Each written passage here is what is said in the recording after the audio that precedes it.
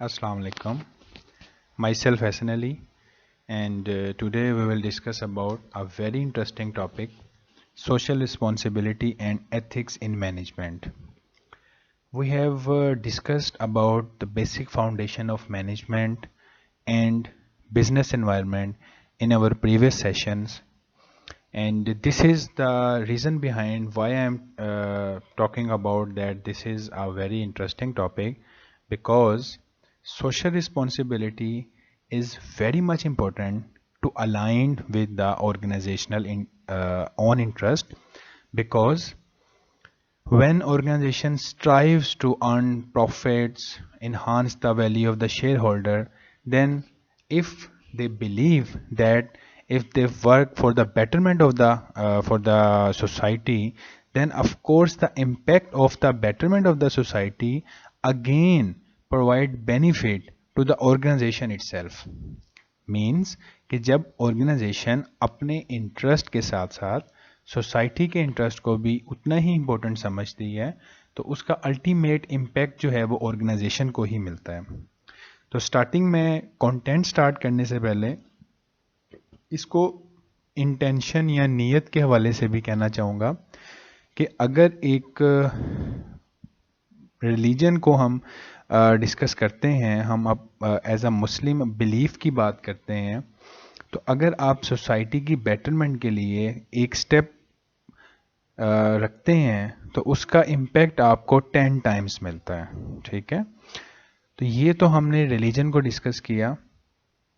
अगर ऑर्गेनाइजेशन दुनिया में अपने मादी बेनिफिट या आप कह सकते हैं अपने बेसिक इंटरेस्ट को ही सिर्फ कंसीडर करे, तो उसमें भी अगर ये न्यूज़ आती है कि कोई कंपनी जो है वो हेल्पलेस पर्सनस की हेल्प कर रही है, या अगर कोई भी किसी किस्म का रिलीजन इवेंट हो रहा है तो उसमें किसी ABC कंपनी ने स्पॉन्सर किया हुआ है, then don't you think that this message or this way of advertisement itself help the company to promote the name of that organization, to enhance the goodwill of that company?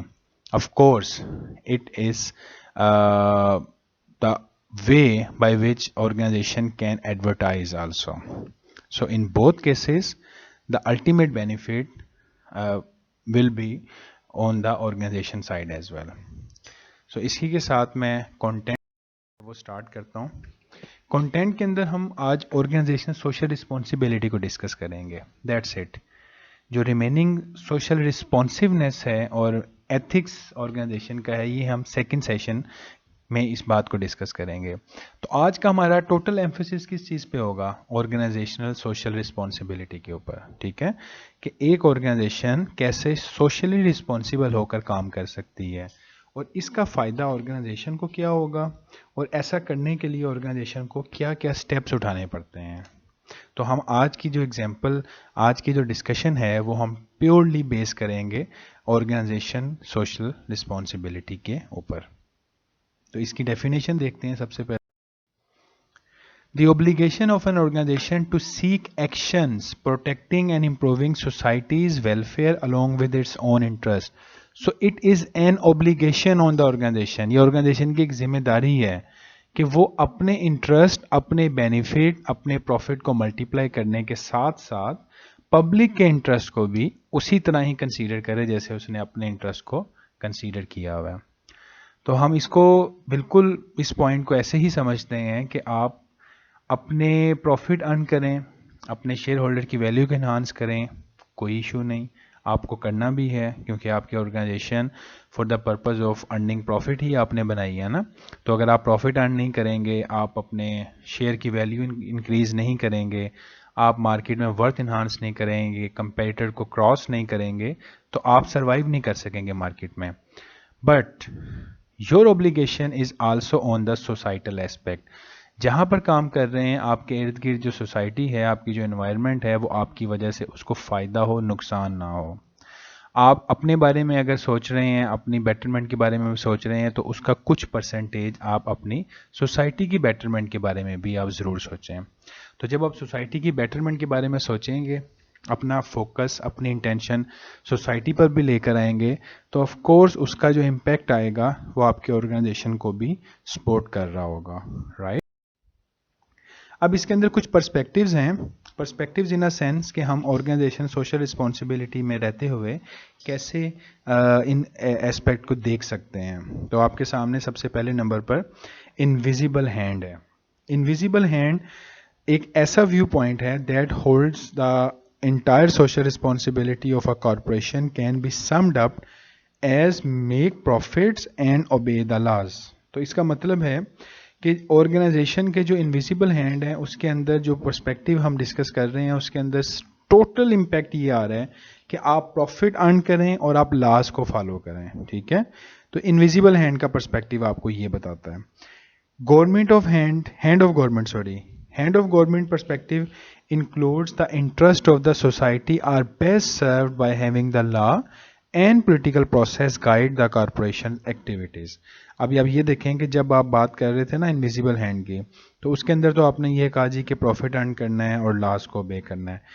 لیکن اگر آپ government کی بات کریں تو اس government نے ان لاس کو execute کروانا ہے بائی ڈوئنگ پریشر، پنشمنٹ کو یوز کر سکتے ہیں، تھریٹ کو یوز کر سکتے ہیں، موٹیویٹ کر کے کر سکتے ہیں. It's up to the organisation کہ وہ کیسے اس کو لے کر چلیں گے. لیکن انہوں نے جو کمپنیز کام کر رہی ہیں جو ان کی ٹیریٹری میں آتی ہیں، آرگنائزیشن کی ٹیریٹری میں آتی ہیں، ان کا کام ہے کہ ان کمپنیز کو انڈرسٹوڈ سی بات ہے ان کو اس فیکٹر میں کور کروانا کہ وہ کوئی بھی ایسا کام نہ کریں جو لاز کے اگینسٹ ہو اور لاز اور سوسائٹی کے بیٹرمنٹ میں بنائے جاتے ہیں.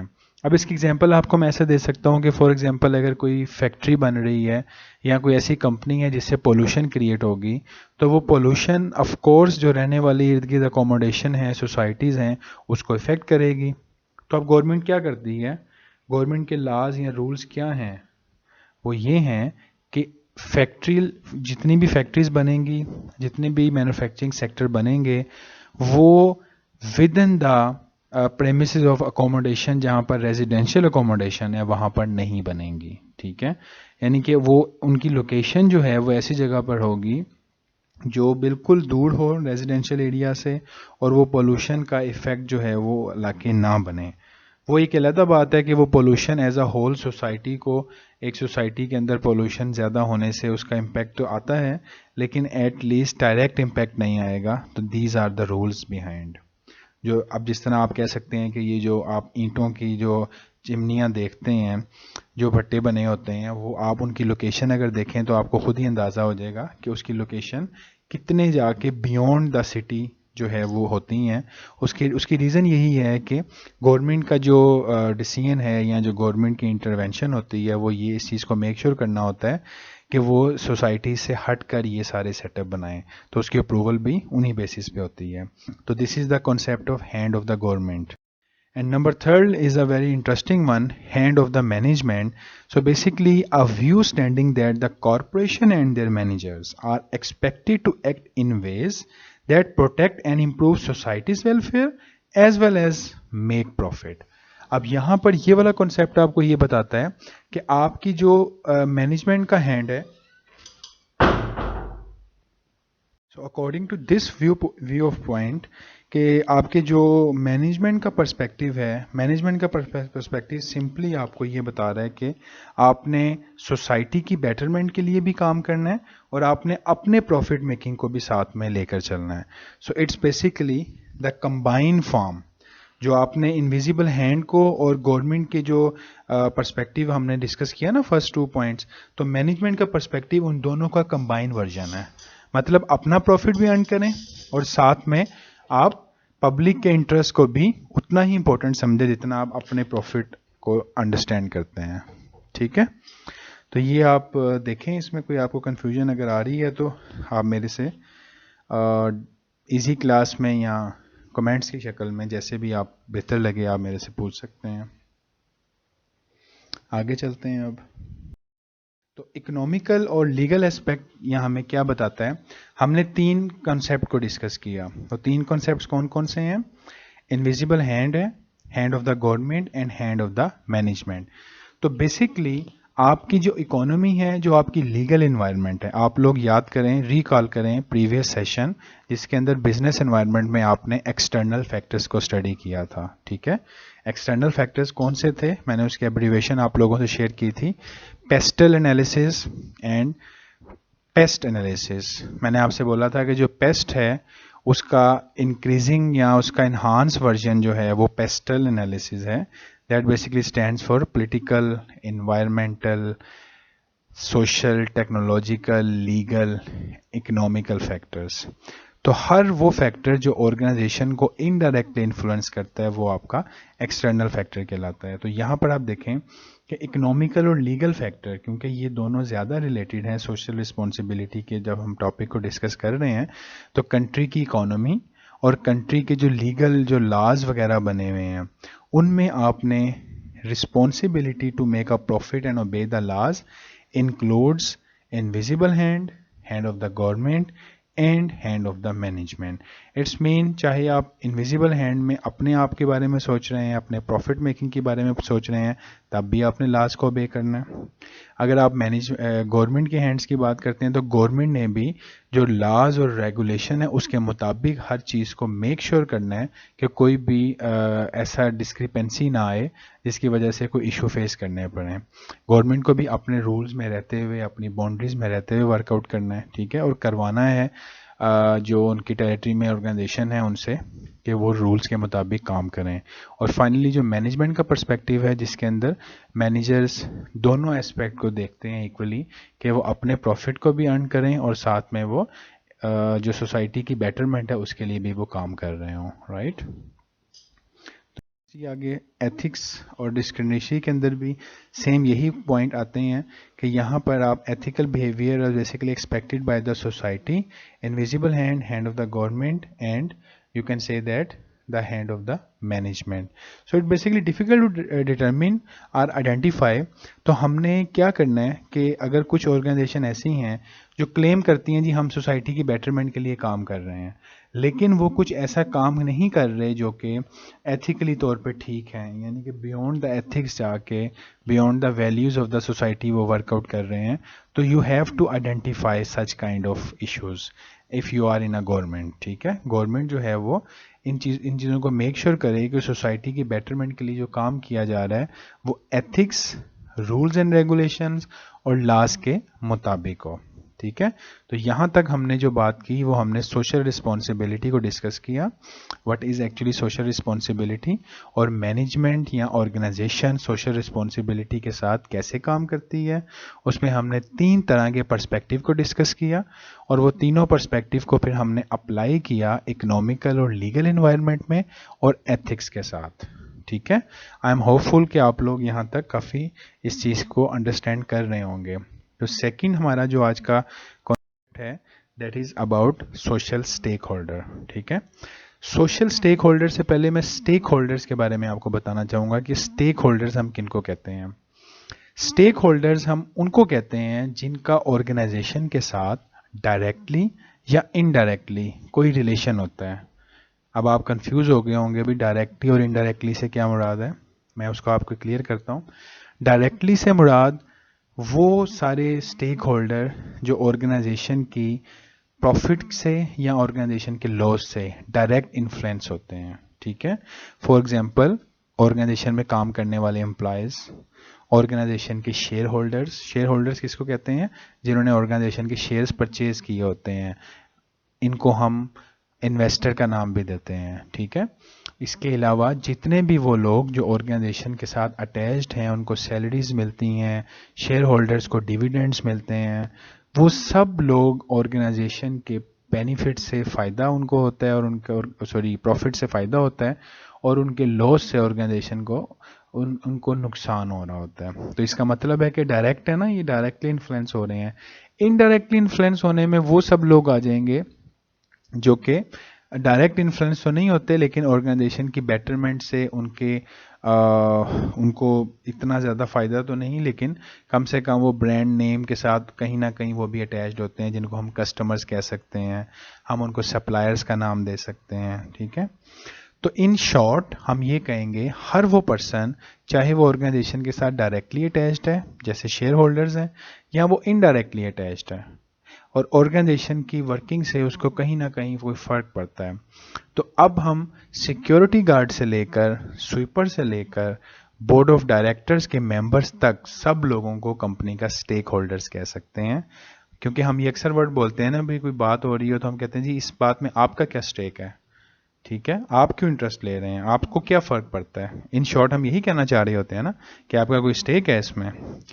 تو یہ اسٹیک ہولڈر کا کانسیپٹ ضرور اپنے مائنڈ میں آپ سمجھ لیں اچھی طریقے سے. اب اسٹیک ہولڈرز جو ہیں, اب یہاں پہ میں کویسچن آپ کے سامنے رکھتا ہوں, شیئر ہولڈرز کیا اسٹیک ہولڈرز ہوتے ہیں؟ اور سیکنڈ کویسچن میں آپ کے سامنے یہ رکھتا ہوں کہ کیا ہر اسٹیک ہولڈر شیئر ہولڈر ہوتا ہے؟ تو اس کے بارے میں ذرا 1 منٹ سوچیں, چلیں 30 سیکنڈ سوچ لیں, پھر میں آپ کو اس کا آنسر دیتا ہوں. کویسچن ریپیٹ کر دیتا ہوں دوبارہ. کیا ہر شیئر ہولڈر اسٹیک ہولڈر ہوتا ہے؟ اور کیا ہر اسٹیک ہولڈر شیئر ہولڈر ہو سکتا ہے؟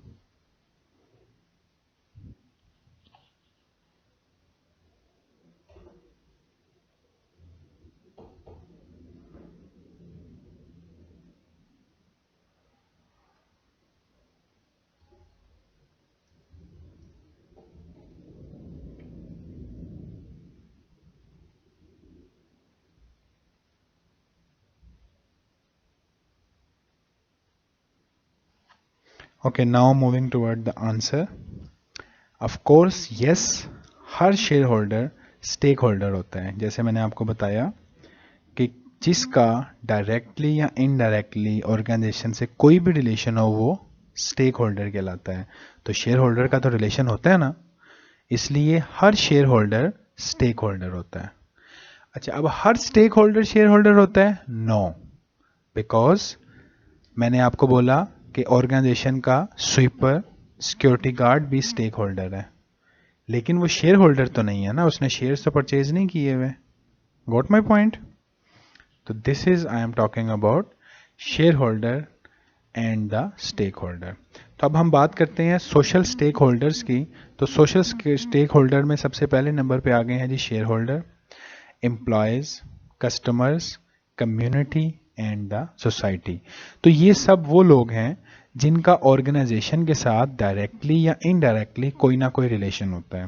اور اس میں جو ہمارا زیادہ فوکس ہے وہ لوکل کمیونٹی اور سوسائٹی کے اوپر بھی ہوتا ہے. زیادہ فوکس سے مراد ہے کہ جب ہم سوشل رسپانسبلٹی کی بات کرتے ہیں تو ہم کسٹمر کو نگلیکٹ نہیں کرتے, ہم امپلائیز کو نگلیکٹ نہیں کرتے, ہم شیئر ہولڈرز کو نگلیکٹ نہیں کرتے. اسی طرح ہم لوکل کمیونٹی کو اور سوسائٹی کو بھی نگلیکٹ نہیں کرتے.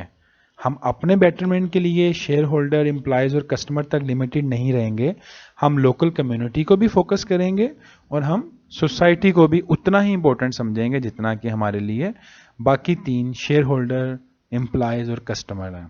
ٹھیک ہے, تو یہ ڈائیگرام آپ کے سامنے میں رکھتا ہوں. ڈائیگرام آپ دیکھیں.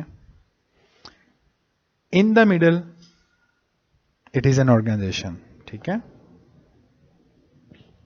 Firstly we have shareholders. کون ہے جی شیئر ہولڈر؟ جنہوں نے کمپنی کے شیئرز کو پرچیز کیا ہوا ہے.